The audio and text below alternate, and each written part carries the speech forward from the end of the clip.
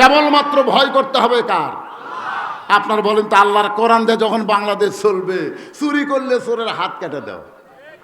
এটা সরাসরি হাত কাটা হবে না, আগে চোরকে নিয়ে আসে রিমান্ডে নেওয়া লাগবে। তুই চুরি করলি কি জন্যে? আজ 3 দিন পর্যন্ত আমার বাড়িতে খাবার নাই। তখন বলবে তোর বাড়ির ধারে কি কোনো ধনী লোক নাই? থেকে চা আছে, ওরা প্রতিদিন গোস্ত খায়, মাছ খায়, আমি না খাই থাকি। তখন বিচারক ওই 3 জন ধনিক ডাকে,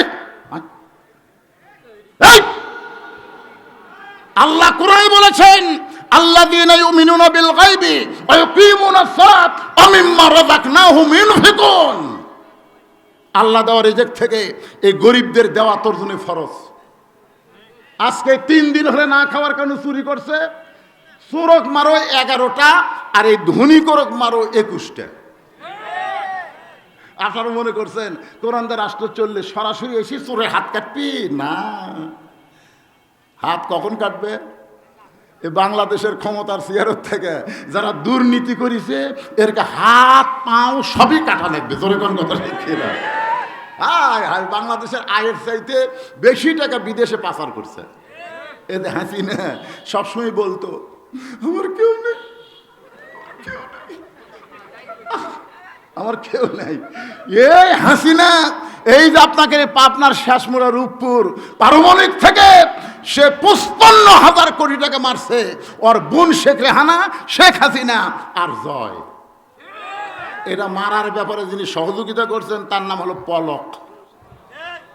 আর বাংলাদেশের যত নায়িকা আছে সিনেমার, সবচাইতে দুর্দান্ত নায়িকার নাম হলো হাসিনা। তোর এখন কথা ঠিক করে। আমার এলাকার আমার এক চাচাতো ভাই, গ্রাম সম্পর্কে, তার একটা ছেলে হয়েছে। তা আমারে কয়, হুজুর আপনি তো আলেম মানুষ, আমার ছেলেটার একটা ভালো নাম রাখেন তো। তা আমি তখন বললাম, ঠিক আছে, তোমার ছেলের নাম রাখো আবু সাইদ। যেই করছে আবু সাইদ, আমার এই গ্রাম সম্পর্কে ভাই বলতেছে আসলেই ভালো নাম, আজ থেকে আমার ছেলের নাম রাখলাম আবু সাইদ। ওর দেখা দেখে আমার গ্রামে পর্যন্ত 4টা ছেলে হয়েছে, প্রত্যেকটা ছেলের নাম রাখছে আবু সাইদ। কারোর নাম মুগ্ধ। যে কয়টা ফ্যাসিস্ট সরকারের সময় হত্যা হলো সেই সমস্ত যুবকদের নামে ছেলেদের নাম রাখা হচ্ছে। সুবহানাল্লাহ কবেন না? এখন আবু সাইদের বাপ আবু সাইদের মাও হয়ে গেছে। আমার এক খালা তো বোনের মেয়ে হলো, খালা আমারে মোবাইল করে বলল, বাবা একটা ভালো নাম রাখো, তোমার বোনের একটা মেয়ে হয়েছে। আমি বললাম, খালা মেয়েটার নাম রাখেন হাসিনা। সেই খুশি হাসিনা, আমি দুঃখে বাঁচি না। খালাকে, এই তুই আলেম না জালেম রে? আমি বললাম, কে খালা এত রাগ করেন? এই তুই জানিস না হাসিনা একটা খুনি? আমি তখন কান ধরে চিন্তা করলাম, আল্লাহ রে, 2100 বছর এই বাংলাদেশে কোন মেয়ের জন্ম হলে কেউ ইচ্ছা করে হাসিনা রাখবে না। ধরে গণ কথা ঠিক না? সঙ্গে সঙ্গে আল্লাহর কোরআন আমার সামনে, ওয়ালা তাকুলু লিমান ইউকতালু ফি সাবিলিল্লাহি আমওয়াতুন বাল আহইয়াউ ওয়ালাকিন লা তাশউরুন। আল্লাহ রাস্তায় যাদেরকে হত্যা করা হয় তাদেরকে তোমরা মৃত্যু বলো না, আল্লাহ বলতেছে তারা হলো জীবিত। এখন আপনারা বলেন তো, আবু সাইদকে মরছে? আবু সাইদের বাপ করে ডাকতেছে, ও আবু সাইদের বাপ। আবু সাইদের বাপ আবার, ও আবু সাইদের মা। আবু সাইদ মরেনি রে, কিন্তু একজনও করছে না হাসিনার বাপ। তার মানে হাসিনা না মরেই পচে গেছে। ইয়াজিদের মতন কিয়ামত পর্যন্ত কোন মুসলমান তার ছেলের নাম ইয়াজিদ রাখবে না। ধরে কোন কথা ঠিক না? কিন্তু প্রত্যেকটা পাড়ায় পাড়ায় হোসাইন আছে না নাই? দরকার আছে না নাই?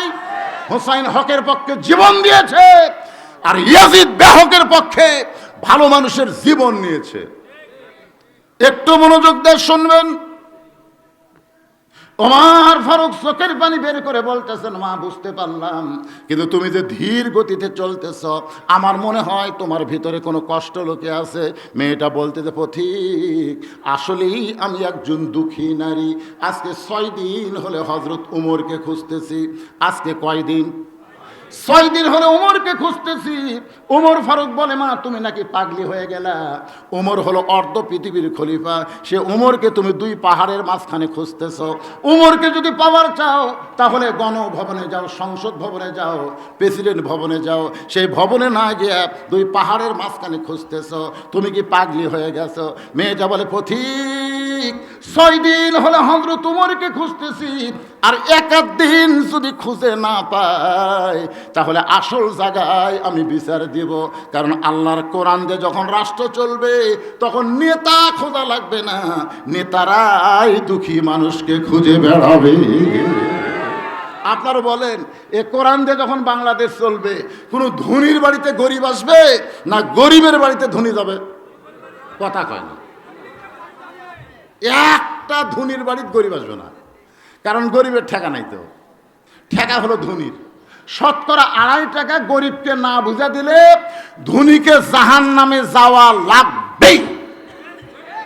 শতকরা কয় টাকা? যার 1 কোটি টাকা আছে তার কত দেওয়া লাগবে? 2.5 লাখ। যার 10 কোটি আছে 25 লাখ। যার 100 কোটি আছে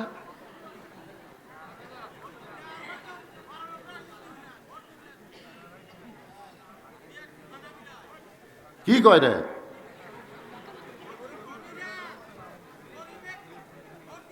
সেটা তো আল্লাহ রাসূল বলেছেন, কিয়ামত পর্যন্ত 3 শ্রেণীর মানুষ কোরআনের বিরুদ্ধচারণ করবে। কয় শ্রেণীর?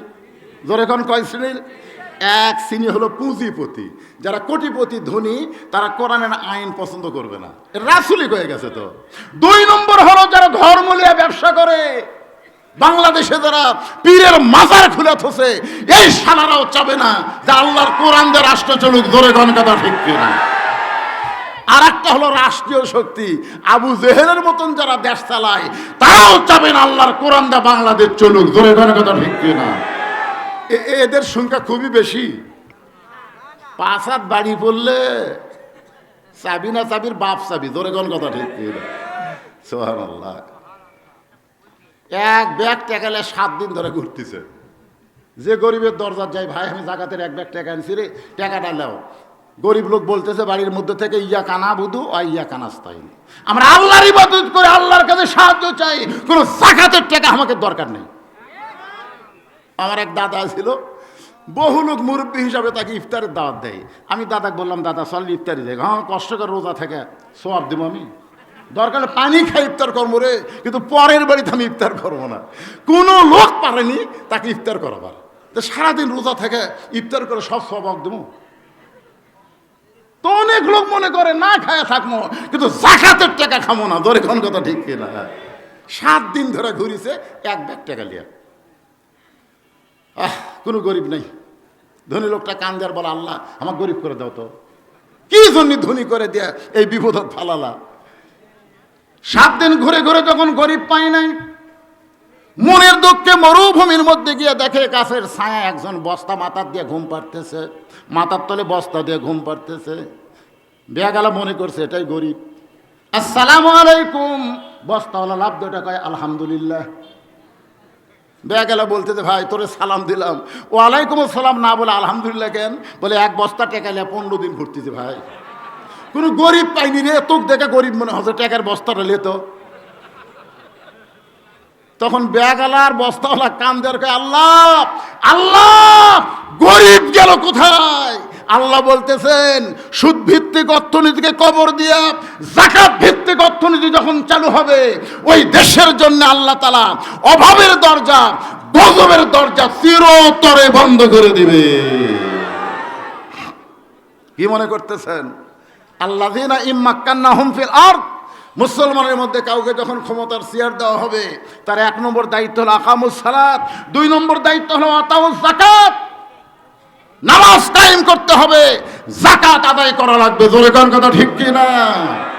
আল্লাহর বান্দারা বিরক্ত হচ্ছেন, একটু মনোযোগ দিয়ে শোনেন। ওমর ফারুক বললেন, মা তাহলে তোমার কি মনে হয়? মেয়েটা বলতেছে, আমার ইমান বলতেছে 6 দিন হলে ওমরকে খুঁজতেছি, আর 1 দিনের মধ্যে ওমরকে পেয়ে যাব। যদি না পাই তাহলে আসল জায়গায় বিচার দিব। আসল জায়গা কোনটা? সঙ্গে সঙ্গে ওমর ফারুক ছোট বাচ্চার মতন কান্দে আর বলে, মা আসল জায়গার বিচার দেওয়া লাগবে না, আমি উমর।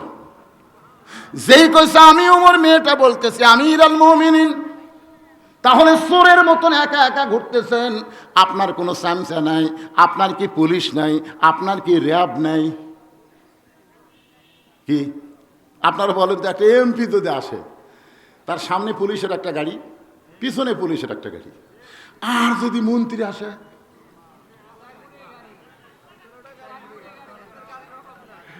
আমি ছোটবেলায় আমার মনে আছে, আমার এলাকার একটা ডাকাত ধরা পড়ছিল, নাম হলো কাদের ডাকাত। তো চারিদিকে পুলিশ ঘুরে আছে, তো দাদাকে বলছে, দাদা ওটা কে দাদা? পুলিশ চারিদিকে ঘিরে আছে, ওটা কে? ওটা কাদের ডাকাত ভাই। উনি যেন পলাবার না পারে এই জন্য পুলিশও ঘিরে ধরে আছে।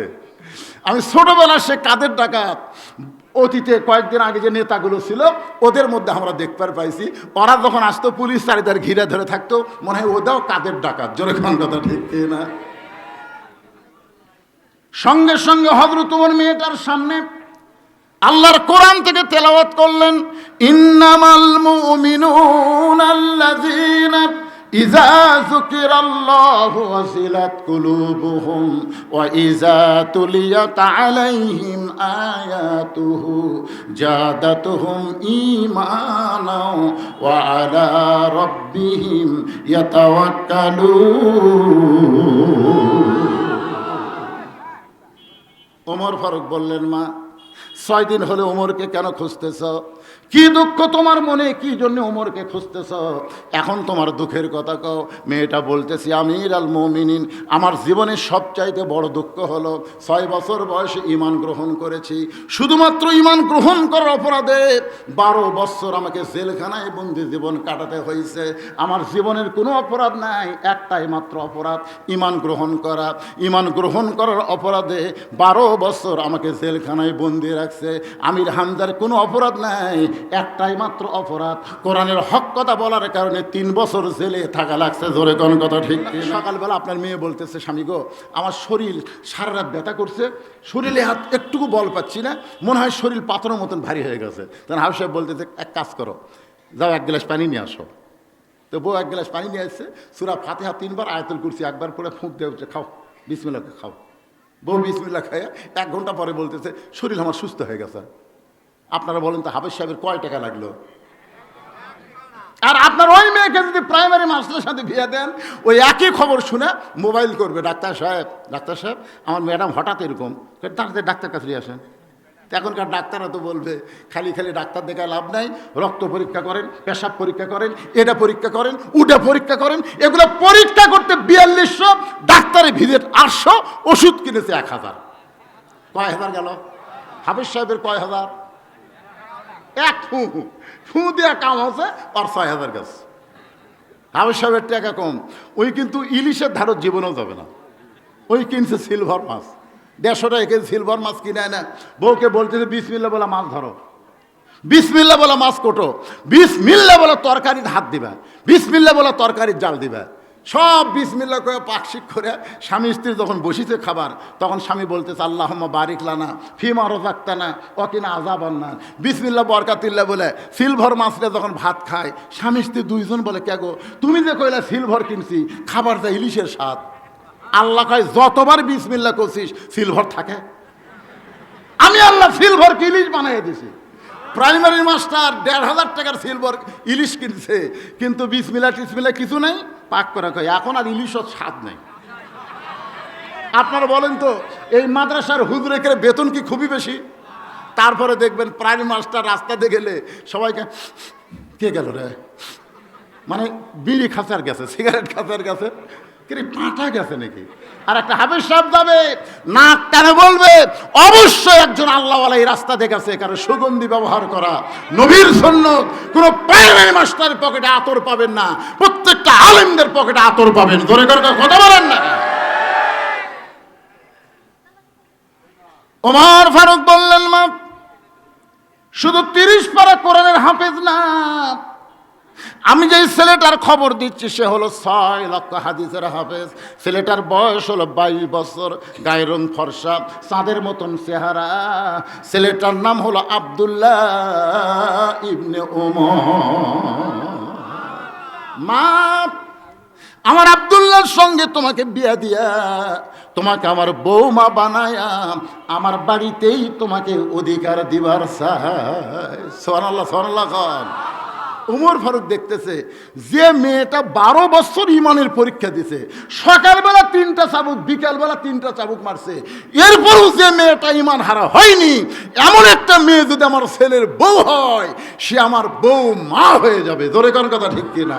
আপনার বলেন তো, বেটার বউ আর বউ মা দুটো কি এক?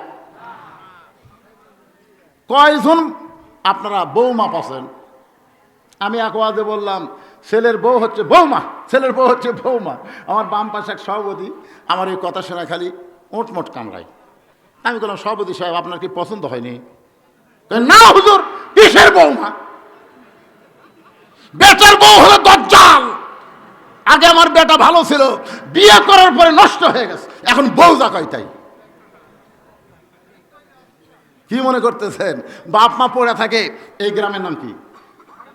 সারুটিয়া গ্রামে বাপ মা থাকে, আর ওই বউগুলা থাকে পাবনা শহরে। সেই রকম একটা বাসা করছে রে ভাই, বাসা করে বউগুলাই থাকে, বাপ মার খোঁজ খবর নেই। এখন বাবা কঠিন অসুস্থ হয়েছে, অসুস্থ হওয়ার কারণে পাবনায় গেছে। ভালো ডাক্তার দেখতে দেখতে রাত 9টা বাজছে। এখন চিন্তা করে রাত 9টার সময় সারুটিয়া কেমনে যাই, এত রাত্রে সারুটিয়া কেমনে যায়? ভালো ডাক্তার যে দেখতে দেখতে রাত হয়ে গেছে। মন বলতেছে, কেন তোর সারুটিয়া যাওয়া লাগবে কেন? তোর কি ছেলের বাসা নাই? এই ছেলের বাসা নাই। তখন মনের তাগিদে ছেলের বাসাত গেছে, কোনোদিনও যায় না, ঠেলাত পড়ে গেছে। ছেলের নাম হলো আব্দুল্লাহ। আব্দুল্লাহ, কে রে আব্দুল্লাহ? আব্দুল্লাহ কয়, আমাকে সবাই স্যার কয়, সাহেব কয়, আর এত রাত্রে আমার নাম ধরে ডাকে, মরদ কে রে? আপনার বলেন তো, নাম ধরে ডাকার মরদ কে? তুমি যত বড়ই সাহেব হও, যত বড়ই হুজুর হও, বাপ কিন্তু তোমাকে সাহেবও কবে না, সারও কবে না, নাম ধরে ডাকবে। তোরে কোন ঠিক কিনা? আব্দুল্লাহ দরজা খুলে দেখে বাবা এতিমের মতন দাঁড়ায় আছে। আব্দুল্লাহ বলতেছে, বাবা আপনি তো সহজে আসেন না, আমি আপনার বৌমাকে নিয়ে শহরে থাকি বলে আপনি রাগ করে বেড়াবার আসেন না, আজকে রাত 9টার সময় কারণ কি? বাপ বলতেছে, ঠেকাত পড়ছি, ঠেকাত পড়ছি। ডাক্তারকে দেখাতে দেখাতে 9টা বাজে, এখন এত রাতে সারুটিয়া কেমনে যাই? এই জন্য তোর বাসা যাচ্ছি রে, তুই কি গেটত খাড়া করে থবো না ভেতর নিব? ছেলে বলতেছে, বাপের রাখতো, আসেন আব্বা আসেন। ঘরের মধ্যে নিয়ে রেস্ট নিয়ে বসাইছে। আব্বা একটু ধৈর্য ধরেন, বসেন। বাপক বসাতে বইয়ের ঘরত গেছে। লক্ষ্মীটি, সোনার ময়না, পরিমণি, বউ কম্বলের ভিতরে কি কি এত জোরে চিল্লা উঠছো? আব্বা আইছে, আমি জানি না, তোমাকে আব্দুল্লাহ আব্দুল্লাহ বলে ডাকলো না? সারাদিন হলো আমার মাজা বেদনা করতেছে, ডানার মধ্যে শিরশির করতেছে, আবার আমার ডাকতেছে, বাপ বাচ্চা খাবার দাও। সব কথা বাপ শুনছে। এর আব্দুল্লাহ, আব্বা কিরে আমার বৌমার অসুখ, তুই আমার কবি না, তুই কি মনে করছিস আমি খাবার জন্য যাচ্ছি? যাবার পারিনি বেটা, যাবার পারিনি দেখে থাকার জন্য যাচ্ছি রে, তোর কি থাকার ঘর আছে? তখন আব্বা তাহলে ওই ঘরের যে শোতেন। রাত 9টার সময় বাবা না খাইয়া ঘুমাইছে। রাত যখন 11টা বাজে, ওই সময় আব্দুল্লাহর শালা বইয়ের ছোট ভাই, রাত কয়টা? 11টার সময় এসে ডাকতেছে, শেফালি আপা। আব্দুল্লাহর বইয়ের নাম হলো শেফালি। শেফালি আপা সঙ্গে সঙ্গে কম্বল ফেলাই দিয়ে মারছে লাভ। আব্দুল্লাহ তাকে দেখে, কম্বল আছে, বউ নাই।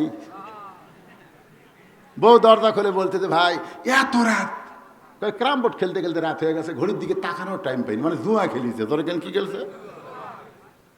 আপা একটু সুদ পারছে। কি পাগল তুই, সুদ কেন? বস, কি খাবি? আগে খাওয়া দাওয়া করবি, তারপরে শুইবি। তুই না খাইয়া ঘুমাইলে আমার চোখত ঘুম ধরবে না। ভাইকে ডাইনিং টেবিলের চেয়ারে বসায় মাছ গরম, গোস্ত গরম, ভাত গরম, সব গরম করে ভাইয়ের সামনে দিয়া বলতেছে, খা ভাই, খা ভাই, তুই না খাইলে আমার কলিজার শান্তি নাই। আব্দুল্লাহ ঘরের ভিতর থেকে চিন্তা করে, আমার বাপ 9টার সময় আইছে, তোর মাজা বেদনা, পিঠ শিরশির করে, আর 11টার সময় কি করিস? একটু বার হয়ে থাকে, 5 তরকারি গরম ভাত, শালার মাথায় বইয়ের হাত। কয় তরকারি? 5 তরকারি গরম ভাত দিয়া শালার মাথায় বয়ে হাত দিয়ে বলতে যে ভাই আর এক টুকরা লে, আর এক টুকরা খা। এমন সময় আব্দুল্লাহ চুপি চুপি বাবা যেই ঘরে ঘুমায় ওই ঘরের জানলার পাশে গিয়া তাকায় দেখে 0 বাল্বের আলোতে বাবার শুকনা মুখ দেখতে পায়। ওয়া কাযা রাব্বুকা আল্লা তা'বুদু ইল্লা ইয়াহু ওয়া বিল ওয়ালিদাইনি ইহসানা। আল্লাহ কোরআনে বলতেছেন আমি আল্লাহর ইবাদতের মধ্যে কাউকে স্বীকার করা যাবে না। আল্লাহর ইবাদতের পর তোদের বাপ মার প্রতি ইহসান কর, দয়া কর, ভক্তি কর। কে রে আব্দুল্লাহ, তোর যে বাবা না খাইয়া তোরে লেখাপড়া করাইছে, যেই বাবা মাটির বিছনার থেকে তোরে খাট বানায় দিছে, আজকে সেই বাবা না খাইয়া ঘুম পাড়তেছে, আর তোর শালার সামনে 5 তরকারি গরম ভাত। লিয়াবলুয়াকুম আইয়ুকুম আহসানু আমালা। আল্লাহ বলতেছে আব্দুল্লাহ আজকে তোর সুন্দর আমলের পরীক্ষা হবে। তুই কেমন মুসলমান, তোর বাবা না খা ঘুম পাড়তেছে আর তোর শালার সামনে 5 তরকারি গরম ভাত, তোর কি করার কিছুই নেই? আমি আল্লাহ তোকে আজকে নেক আমলের পরীক্ষা করব। আব্দুল্লাহ চিন্তা করতেছে বর্তমান যে সরকার ক্ষমতাতে আছে, এখন নেক আমল করবে গেলে জেলত যাওয়া লাগবে, নারী নির্যাতনের কেস খাওয়া লাগবে। বিবেক বলতেছে কে রে আব্দুল্লাহ জাগা মতো কাম করবি, জাগা মতো। ভিতরে কিন্তু একটা আদালত আছে, আমাদের সকলের ভিতরে আছে না নাই? যেরকম আছে না নাই, এই আদালত বলতেছে জাগা মতো। বল জাগা কি?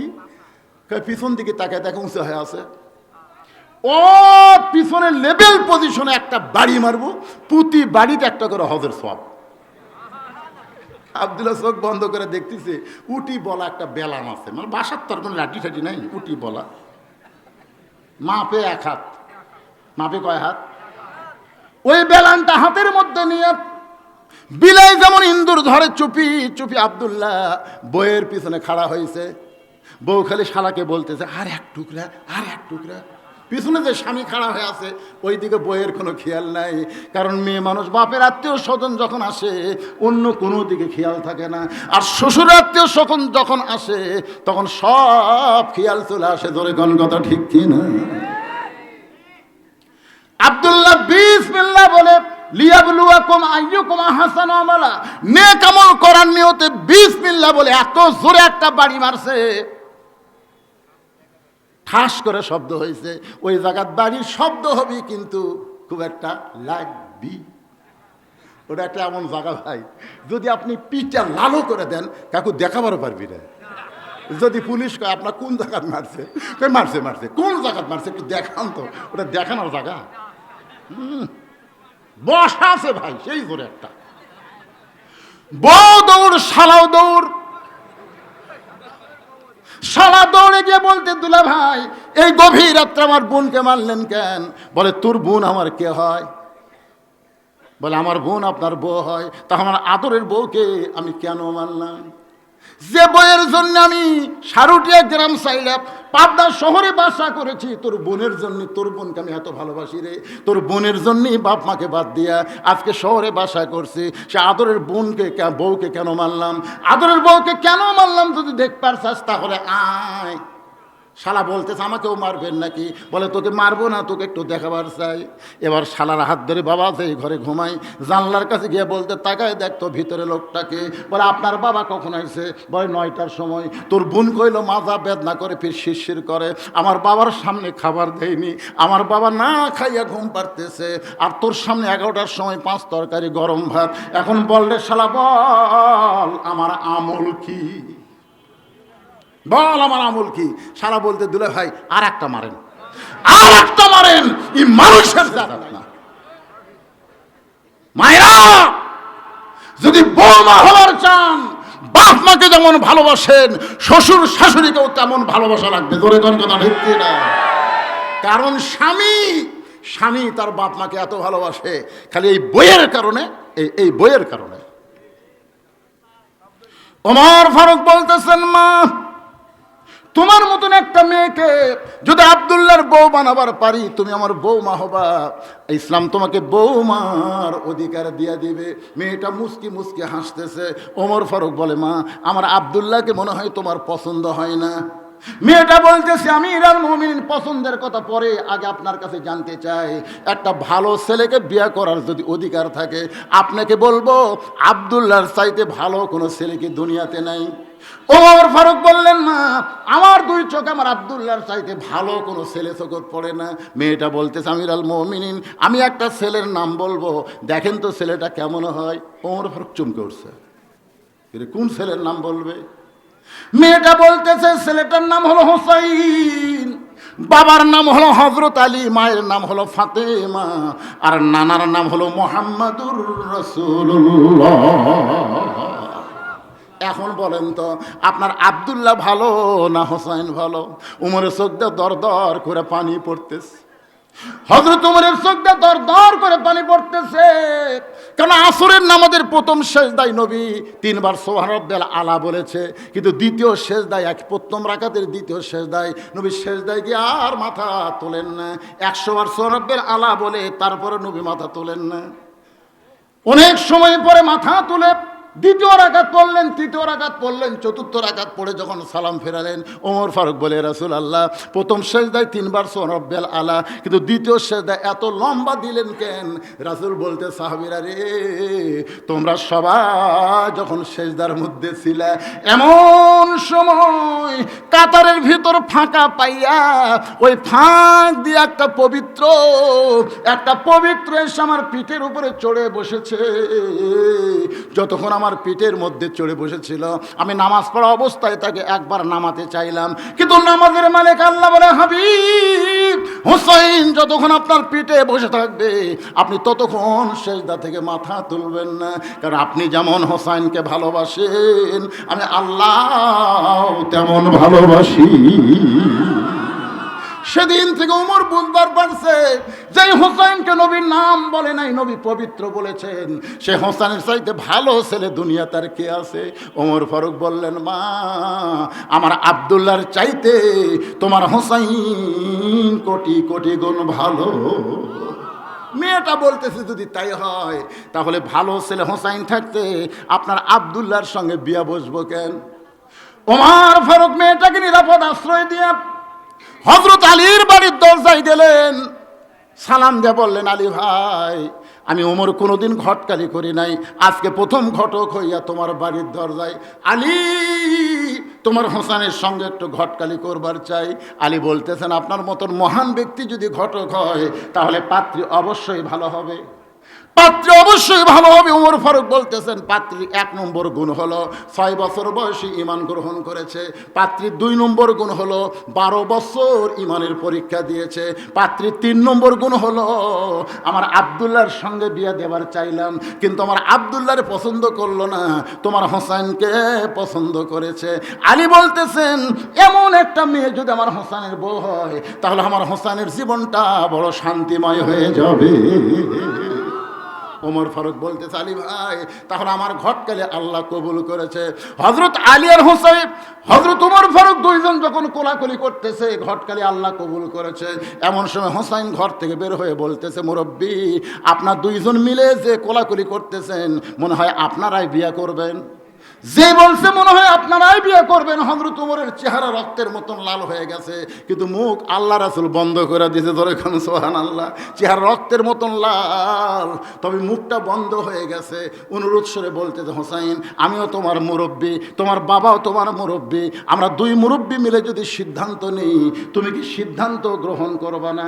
হোসাইন বলতেছে আপনার 2 জন আমার মুরব্বী আমি জানি, কিন্তু আসল মুরব্বী হিসাবে দুনিয়ার একমাত্র কেবল আমার নানা কি আমি মানি, নবী ছাড়া অন্ধভাবে দুনিয়ার অন্য কাউকে মানা যাবে না। কথা কোন ঠিক কি না কথা বলেন? অন্ধভাবে দেখেন আল্লাহ কোরআনে বলছেন আমরি মিনকুম কিন্তু বলে নাই, এখানে আতিও বাদ দিছে, আতিউল্লাহ আতিউর রাসূল, আল্লাহর হুকুম নবীর তরিকা, তারপরে ও আতিও বলে নাই, তারপরে বলেছে উলিল আমরি মিনকুম। তোমরা আমিরদেরকে মানো কতক্ষণ পর্যন্ত? আমির যতক্ষণ নবীর তরিকার মধ্যে থাকবে। নবীর তরিকা বাদ দিয়ে যদি আমির নিজের তরিকা বানায় আর সেইটা মানা যাবে না, কেবলমাত্র মানার একমাত্র আল্লাহর নবী। জোরে কোন কথা ঠিক কিনা কথা বলে?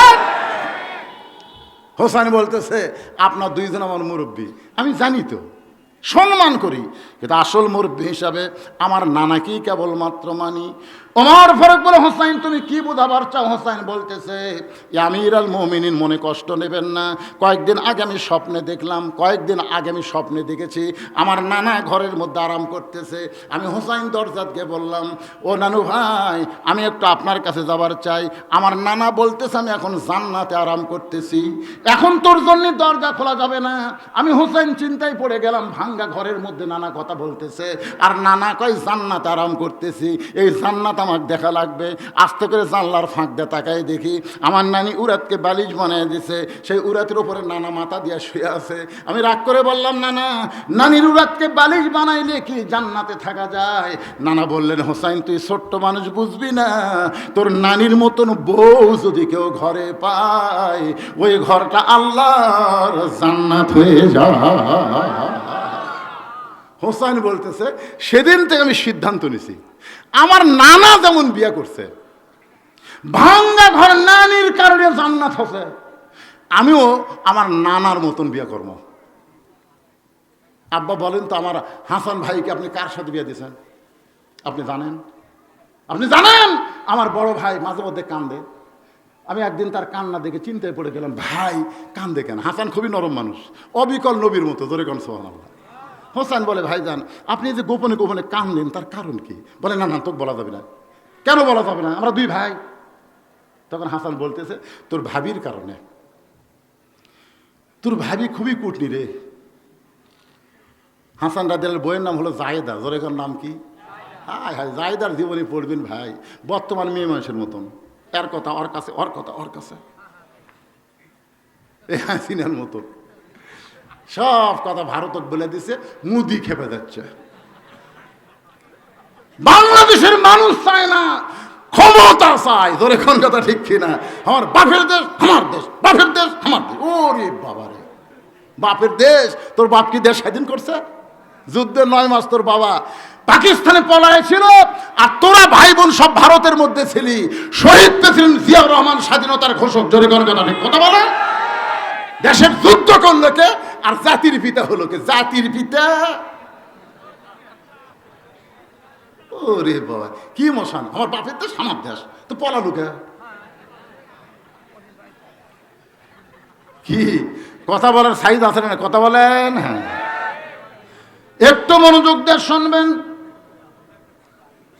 আমার নানা যেমন বিয়ে করছে আমিও তেমন বিয়ে করব। বাবা আপনি বলেন তো, আমার মা আপনার কেমন বউ? আমার মা আপনার কেমন বউ? ও বাবা আপনি বলেন তো, আমার মা আপনার কেমন বউ ছিল? আমার মা যদি ভালো বউ হয়ে থাকে, আমার নানি যদি নানার ভালো বউ হয়ে থাকে, তাহলে আপনি কি চান না আমি একটা ভালো বিয়ে করি? ওমর ফারুক বলে, মা, ওমর ফারুক বলতেছে, হোসাইন আমি যে মেয়েটার ঘটকালি করতেছি এই মেয়েটা অত্যন্ত ভালো মেয়ে। হোসাইন বলতেছে, আপনার কাছে ভালো হতে পারে কিন্তু আমার কাছে নাও হতে পারে। ওমর ফারুক বলতেছে, তাহলে কি তুমি বিয়ে করবা না? হোসাইন বলতেছে, আমি সেই মেয়েকে বিয়ে করব যে মেয়েটা আবার 3টা প্রশ্নের উত্তর দিবার পারবে। ধরে কোন কয়টা? ওমর ফারুক বলে, হোসেন কি 3টা প্রশ্ন করবে? হোসেন বলতেছে, যাকে বিয়ে করব তার সামনে প্রশ্ন আউট হবে, দুনিয়ার কারো কাছে প্রশ্ন আউট হবে না। ওমর ফারুক বলে, আলী তোমার হোসেন যে 3টা প্রশ্ন করবে এ ব্যাপারে তোমার মত কি? আলী বলতেছে, জীবনের প্রথম শুনলাম। ওমর ফারুক বলতেছে, আল্লাহ আমার ঘটকালি কবুল করে নাই। এক দৌড়ে মেয়েটার কাছে গিয়ে বলতেছে, মা আমার আব্দুল্লাহকে বিয়ে কর রে মা, আমার আব্দুল্লাহকে বিয়ে করলেই তুই শান্তি পাবি। মেয়েটা বলতেছে, একবার খালি বলেন আব্দুল্লাহ হোসেনের চাইতে ভালো, তাহলে আমার কোনো আপত্তি নাই। ওমর ফারুক বলতেছে, আব্দুল্লাহ কোনোদিন হোসেনের চাইতে ভালো হবার পারবে না, তাহলে হোসাইন থাকতে আমি দুনিয়ার অন্য কোনো যুবককে বিয়ে করব না। ওমর ফারুক বলতেছে, মা হোসেন সেই মেয়েকে বিয়ে করবে যে 3টা প্রশ্নের উত্তর দিবার পারবে, যেই প্রশ্ন আমিও জানি না, তার বাবাও জীবনে শোনে নাই, তাহলে তুই কেমনে উত্তর দিবি? মেয়েটা ঘরের ভিতর থেকে বলতেছে, আমিরুল মুমিনিন হোসেন যে 3টা প্রশ্ন করবে আমি জানি না, তবে আমার ঈমান বলতেছে আমি না পারলেও আমার আল্লাহ পারবে। আপনাদের ঈমান কি বলতেছে? ভারত যতই চিল্লাচিল্লি করুক, ভারত কিন্তু বাংলাদেশের সাথে পারবে না। আমার ঈমান বলতেছে বাংলাদেশকে কিছু কিছু ভারত কিছু করতে গেলে ভারত ভাঙ্গা খান খান হয়ে যাবে। ধরে কোন কথা ঠিক কিনা? ওরা খালি খেঙ্গি কুত্তার মতন ঘাং ঘাং করবি, কিন্তু লাগবি। আমার ঈমান বলতে থেকে লাগিয়া দেখ, খালি লাগিয়া দেখলে ভারত ভাঙ্গা খান খান হয়ে যাবে। ধরে কোন কথা ঠিক কিনা? যতটুকু এরিয়ার মানুষ বাংলা ভাষায় কথা বলে সবাই মিলে আমরা নতুন একটা বাংলাদেশের স্বপ্ন দেখি। ধরে কোন কথা ঠিক কথা বলে? আমার ঈমান বলতেছে। আপনাদের ঈমান কি কয়? ভগবানের কোনো শক্তি আছে? মাঝনা বাড়িতে আমার ওয়াজ যৌবনের ওই পারে কাজীপুরে আমি গাড়ি রাইখা নৌকা চললাম ভাই, বিশাল নৌকা, 100 যাত্রী নৌকা। যখন যৌবনের মাঝখানে এমন সময় আসমানে কালো মেঘ করে বাতাস শুরু হলো। ওই 100 জনের মধ্যে 2 জন হিন্দু ছিল। 2 হিন্দু আমার কাছে যে বলতে, হুজুর যে হারে বাতাস শুরু হলো কিছু একটা করেন। আমি বললাম কি করবো ভাই? হুজুর আপনি জানেন না এইরকম বিপদ যখন হয় তখন মুসলমান আজান দেয়। তুই কেমনি বুঝলি? আমার বাড়িতে মুসলমান এলাকা, আজান দিলে এটা কমা যায়। হুজুর দেন আসান। তা আমি বললাম তোরকে ভগবানের খবর কি? হুজুর যে কি কর, আমাকে ভগবান জায়গা মতো থাকে হুজুর, সব জায়গা থাকে না। বিপদে পড়লে হিন্দুরা পর্যন্ত আল্লাহ কয়। ধরে কর কথা কর না কেন? আপনি জানেন এই মোদী সরকারের কতকগুলো উগ্র তারা সাথে থাকতে পারে। বাংলাদেশ ইসকনের সঙ্গে সব হিন্দু নাই, অনেক হিন্দু আমাদের সাথে আছে। ধরে কোন ঠিক কিনা ভাই? হ্যাঁ, খালি লাগিয়ে দেখ। কি খবর আসলেন?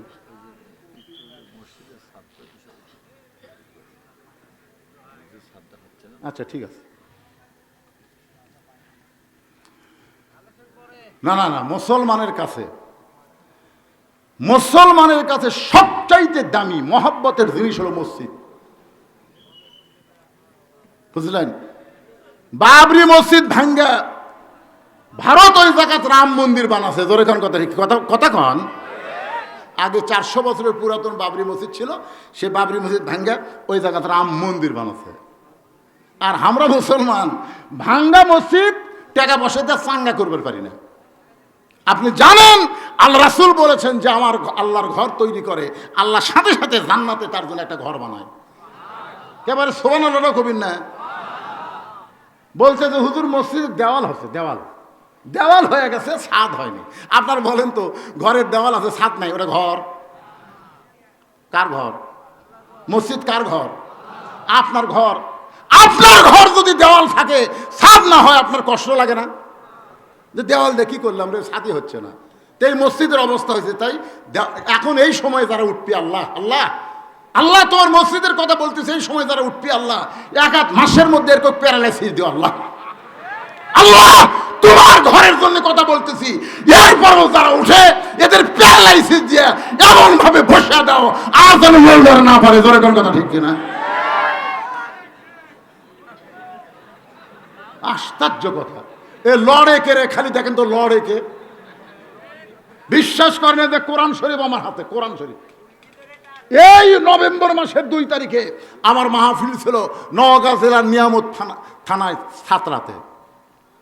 মাহফিল শেষ, আমি দোয়া দরুদ পড়তেছি, মোনাজাত করব। ইতিমধ্যে 2 ছেলে, পাশে একটা মোটরসাইকেল ছিল, সে মোটরসাইকেল মনে হয় সাউন্ড বক্স না, এমন ভাবে স্টার্ট। আমি কইলাম কে রে, মোনাজাত করলে 5 মিনিট লাগবে রে। এই 5 মিনিট মোনাজাত বাদ দিয়ে তারা যাচ্ছে আল্লাহ, খালি এই কথাই কছি। বিশ্বাস করেন কোরআন শরীফ সামনে। এই যে মাহফিল থেকে 11 কিলো ফাঁকে ওরা 2 জন একটা মাছের গাড়ির সাথে বাজিয়া 2 জনই মরিছে। হ্যাঁ মরিছে। পেপারত দিয়ে লিখলো বদরুশিদের ওয়াজ শুনবার আসা মোনাজাত না করে তড়িঘড়িকে বাড়ি যাওয়ার সময় বাড়ি যাওয়ার পারলো না, চলে গেল। কি আপনারা কি মনে করতেছেন আমার কোনো যোগ্যতা নাই? আমি জানি কোনো যোগ্যতা নাই। আল্লাহর ঘরের যোগ্যতা নাই, সেই ঘরের ছাদ হচ্ছে না, আর সেই ছাদের কথা বলতেছি, তারপরে মাজা তুলে গেলে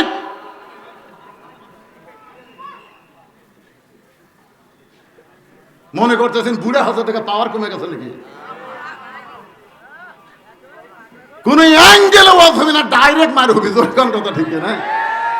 এটা বলতেছে এইরকম দুঃখী মেয়েকেও আপনি আশ্রয় দিবেন না।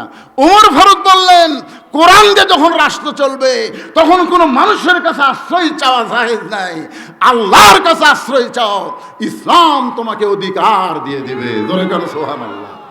আমাকে আশ্রয় দেওয়ার মালিককে আরো জোরে। এমপির কাছে বলতেছি, এমপি সাহেব আমাদেরকে একটু আশ্রয় দেন, বিলের মধ্যে আমরা থাকি, রাস্তাঘাট নাই। হায় হায়, আল্লাহর কোরআন দ্বারা রাষ্ট্র যখন বাংলাদেশ চলবে আশ্রয় দেওয়ার মালিককে, আর কোরআন আমাদের কি দিবে? অধিকার। ধরে বলেন কি? এবারে কথা কর না কেন? লিয়াবলুয়াকুম আইয়ুকুম আহসানু আমালা। একটু কথাবার্তা বলা লাগবে তো। আমি এখানে এশার নামাজ এসে পড়ছি, এশার নামাজের আগে আছি। আমাকে বলা হয়েছিল 9:30টায় তুলে দিবে। মনে করছিলাম 9:30 থেকে 12টা পর্যন্ত একটানা বহুদিন পর 2.5 ঘন্টা ওয়াজ করব। তুলে দিল 10:30টার পর। তার দোষ আমার? এখনই ওয়াজ শুরু না করতে 11:15 বেজে গেছে। আমি তো দাওয়াত দিয়েছি 29 তারিখে, 30 তারিখ তো আমি দাওয়াত দিইনি। 29 তারিখ পর্যন্ত যদি আমি কই মোনাজাত করে দিই, শেষ। হোহা না করলে তো ওয়াজ হবি না। কি আমার কথাকে আপনারা বুঝতে পারতেছেন না? বর্তমান প্রেক্ষাপটে আল্লাহর কোরআন থেকে আপনাদের আলোচনা শুনাইতেছে, একটু মনোযোগ দিয়ে শোনেন। আল্লাহর কোরআন দিয়ে যখন বাংলাদেশ চলবে প্রত্যেকটা মানুষের অধিকার আছে না নাই? নারীর আছে। এতদিন ধরে ওই সব বুড়া বুড়া বক্তারা ওয়াজ করছে স্বামীর পায়ের তলে বইয়ের জান্নাত। ঠিক? কে করলো ঠিক রে? স্বামীর পায়ের তলে বইয়ের জান্নাত না, মায়ের পায়ের তলে সন্তানের জান্নাত। জোরে কোন ঠিক কিনা? মরদ মানুষের পায়ের তলে কোনো জান্নাতই নেই। কোরআন হাদিস খুঁজে দেখেন, পুরুষের পায়ের তলে কোনো জান্নাত নাই। জান্নাত হলো নারীর পায়ের তলে, আর সেই নারী যদি মা হয়। আপনার বলেন তো, ইসলামে মায়ের অধিকার বেশি না বাপের অধিকার বেশি? আর এই মেয়েরা গল্প দেয় যে ইসলাম আমাদের অধিকার। তাসলিমা নাসরিন নির্বাচিত কলমের মধ্যে দিয়ে মানবতার দোহাই দিয়ে নারীরা মিছিল করে নারী পুরুষের সমান অধিকার দিতে হবে, দিতে হবে। কতগুলো মরদগুলো পিছনে থাকে দিতে হবে, দিতে হবে। আপনারা বলেন তো, কার কি অধিকার কোরআনে আছে না নাই? নারী যদি মা হয়, বাবার চাইতে মায়ের অধিকার বেশি। নারী যদি মেয়ে হয়, ছেলের চাইতে মেয়ের অধিকার বেশি। আর নারী যদি বউ হয়, তাহলে স্বামীর চাইতে একটু অধিকার কম। কোরআনে আল্লাহ বলেছে, আর রিজালু কাওয়ামুনা আলান নিসা, পুরুষেরা নারীদের উপরে থাকবে। আমরা স্বাধীনতার পরে পুরুষ পাইছি মুজিবুর রহমান, তারপরে পাইছি জিয়াউর রহমান, তারপরে পাইছি এরশাদ চাচা। এরশাদ চাচা যাওয়ার পরে আর আমরা কোনো মরদ মানুষই পাইনি। জোরে কোন কথা ঠিক কিনা? আগামীতে এই বাংলার জমিনে কোন নারীর নেতৃত্ব চলবে না, নেতৃত্ব চলবে পুরুষের। জোরে কোন কথা ঠিক কিনা? কি বুঝতেছেন? ওরে বাবা, মরদ খেপেছে রে। আয়াতটা শোনেন। আচ্ছা ঠিক আছে, লিল্লাহি তাকবীর, আল কোরআনের আলো। আমি একটা আয়াত কই, তারপর হাদিস কই। হ্যাঁ, আর রেজালু কাওয়ামুনা আলান নিসা, পুরুষেরা নারীদের উপরে থাকবে। এটা কোন কি জন্য আয়াত? এটা আবার আর একটা আয়াত আছে, দেখেন, হুন্না লিবাসুল লাকুম ওয়া আনতুম লিবাসুল লাহুন্না। স্বামী হলো বউয়ের পোশাক, বউ হলো স্বামীর পোশাক। এটা কিন্তু সমান সমান, আছে না নাই? এক জায়গাত খালি কইছে পুরুষের নারীদের উপরে থাকবে, ওইটা নিয়েই মেয়ে মানুষের মন খারাপ। পদ্মার চরে জ্বালা জ্বালানি অস্থায়ী চাটাইয়ের ঘর বানাচ্ছে, ইলিশ মাছ ধরবে আর বিক্রি করবে। কিন্তু হঠাৎ একদিন উঠছে ঝড়। পদ্মার চরে মাটি থাকে না বালু থাকে? বালু উঠতেছে, দরজা জানলা বন্ধ করে ওরা দোয়া ইউনুস পড়তেছে। শেখ হাসিনা কে যেন কইছিল যে এই বিপদে পড়ছেন, আপনি খালেদা জিয়াকে সেনাপতির ঘর থেকে বের করে দিলেন, আর বাংলাদেশ থেকে আপনি বের হয়ে আসলেন। হায় হায়, আল্লাহর মায়ের দুনিয়ার বের। জোরে করে কথা ঠিক। পদত্যাগ করবার কয়া ওই দেশ ত্যাগ করছে। আপনারা বলেন তো, পদত্যাগের সাথে করছে।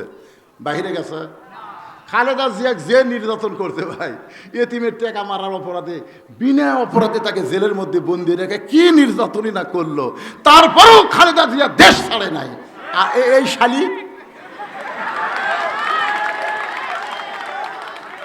কি বুঝতেছেন? একজন বলেছে এত বড় বিপদে আছেন, এই বিপদ আপনি কোন দোয়া পড়তেছেন? তখন বলতেছে পড়বার যায় আমার নাম খেয়াল হয়, সেজন্য পড়া বন্ধ করছে। আপনার বলেন তো বিপদের দোয়ার নাম কি? কথা কয় না। দোয়া ইউনুস, দোয়া ইউনুস না? লা ইলাহা ইল্লা আনতা সুবহানাকা ইন্নী কুনতু মিনাজ জালিমিন। স্বামী স্ত্রী দুইজন দোয়া ইউনুস পড়তেছে, 1-8 ঘন্টা হয় ঝড় থামে না, 1-8 ঘন্টা হয় ঝড় থামে না। স্বামী বলতেছে আমারও তো পেশাব লাগছে, আমি কি করব? বউ বলতেছে দরজা খোলা যাবে না, দরজা খোলা যাবে না, বাইরে ধুলাবালি এসে ঘর মেকা যাবে। স্বামী বলে তাহলে ঘরের কোণাত পেশাব করি। বউ বলে এত বড় মানুষ আপনি কোণাত পেশাব করলে এই ঘরও থাকা যাবে না। স্বামী বলে যে জোরে পেশাব লাগছে আমি করব কি? বউ বলে একটা কাম করো, তুমি আমার কান্দে চড়ো, তুমি আমার কান্দে চড়ে চাটাই তোমার যন্ত্র মোতাবেক ছিদ্র করে ওই ছিদ্র দিয়ে বের করে পেশাব করো। এখন জোরে পেশাব লাগছে, বইয়ের বুদ্ধিটাও ভালো, বইয়ের কান্দে চড়ে যন্ত্র মোতাবেক একটা সেট করে যন্ত্র বার করে পেশাব করছে। 1-8 ঘন্টা হয় ঝড় থামে না। বউ বলতেছে আমারও পেশাব লাগছে, স্বামী বলতেছে ছিদ্র তো করাই আছে, তুমি আমার কান্দে চড়ো, ছিদ্র দিয়ে পেশাব করো।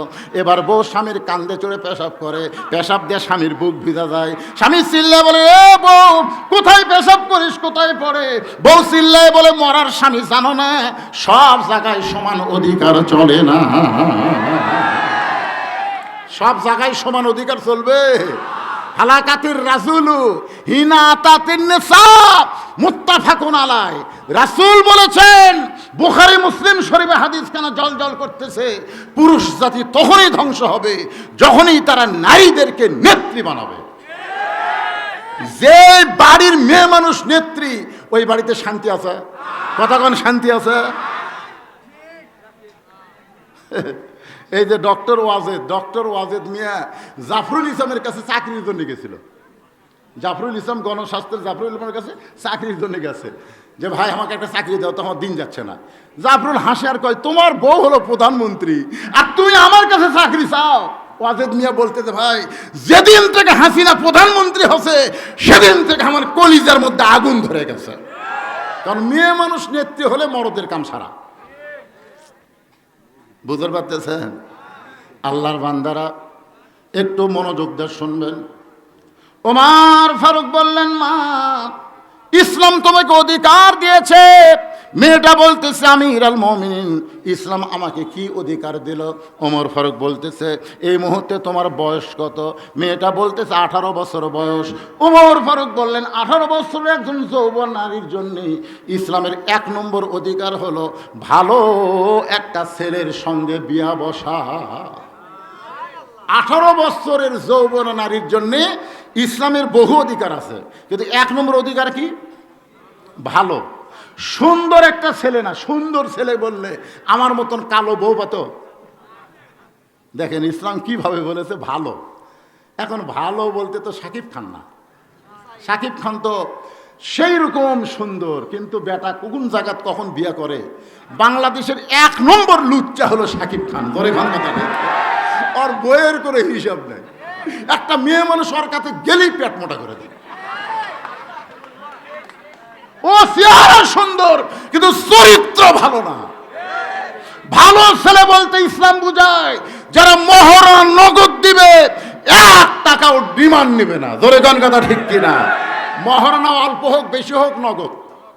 মেয়ের পক্ষ থেকে 1টা টাকাও যারা নিবে না, এরা হলো ভালো ছেলে।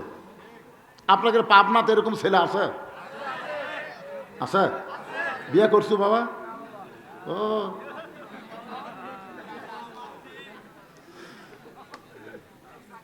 ওমর ফারুক চোখের পানি বের করে বলতেছেন মা এই মুহূর্তে তোমার কোনো অভিভাবক নাই, আমি অভিভাবক হইয়া একটা ভালো ছেলের খবর দেই, দেখো তো ছেলেটা তোমার পছন্দ হয় কিনা। মেয়েটা বলতেছে আমিরুল মুমিনিন তাহলে আপনি বলেন তো ভালো ছেলের খবর কি? ওমর ফারুক বললেন ছেলেটা হলো 30 পারা কোরআনের হাফেজ। সুবহানাল্লাহ, সবাই বললেন না? ছেলেটা হলো এমবিবিএস। ছেলেটা হলো ইঞ্জিনিয়ার, ছেলেটা হলো মেজর জেনারেল। ওরে বাবা, হ্যাঁ কি বুঝতেছেন? এক হাজি সাহেব ভাইরে 3 বার হজ করছে। ভাইজান আপনাদের পিছনে গল্প করেন তাহলে কাম হবে না, তো গল্প করে ঘরের জন্য শোনেন। হাজি সাহেব 3 বার হজ করছে। আমার কয় হুজুর গোটা বাংলাদেশ হজ করেন, আমার মেয়েটা বিয়ে দেবো, একটা ভালো ছেলে খুঁজবেন তো। আমি হাজি সাহেবকে যাই বললাম, হাজি সাহেব একটা ভালো ছেলে পাওয়া গেছে। হাজি সাহেব কয় আলহামদুলিল্লাহ হুজুর, ভালো ছেলের একটু পরিচয় দেন। কারণ পরিচয় হলো ছেলেটা 30 পারা কোরআনের হাফেজ, দাওরা পাস। ছেলেটা 30 পারা কোরআনের হাফেজ, দাওরা পাস। ছেলেটা দাড়ি ওঠার পর থেকে দাড়ি কোনোদিন কামায়নি, মাথার টুপি কোনোদিন খোলেনি, খাড়া হয়ে কোনোদিন পেশাব করেনি, পেশাব করে পানি লেয়, 5 ওয়াক্ত নামাজ পড়ায়, পড়ে না পড়ায়। ছেলেটা এক মসজিদের 5 ওয়াক্তের ইমাম, এক মসজিদের খতিব, আর একটা মাদ্রাসার মুহতামিম। হাই সাহেব বলতে হুজুর মেলা তো করলেন হুজুর, অনেকগুলোই করলেন, তো ছেলেটার বেতন কত? আমি কইলাম মসজিদে 5,000, মাদ্রাসা 7,000, 12,000, আর এই জুম্মার নামাজ পড়ায় সেটি 3,000, এই 15,000। হাজি সাহেব হাসে আর কয় হুজুর 15,000 টাকা দেয় সংসার চলবি? আপনি কি খন? একটা প্রাইমারির ছেলে আমার মেয়েকে বিয়ে করার জন্য প্রস্তাব দিছে, মাস গেলে বেতন 40,000 পায়, এই 40,000 বাদ দেয় এই 15,000। আপনাকে ভালো ছেলে খুঁজবার করছি, ওটা ভালো ছেলে? আমি বললাম হাজি সাহেব আপনার কি মনে হচ্ছে 15,000 টাকা দিয়ে সংসার যাবি না? কখনো যাবি না, জিনিসপত্রের যে দাম। আমি বললাম তাহলে শোনেন, মনে করেন হাফেজের সাথে আপনার মেয়ের বিয়ে হচ্ছে, মনে করেন, বুঝাচ্ছি,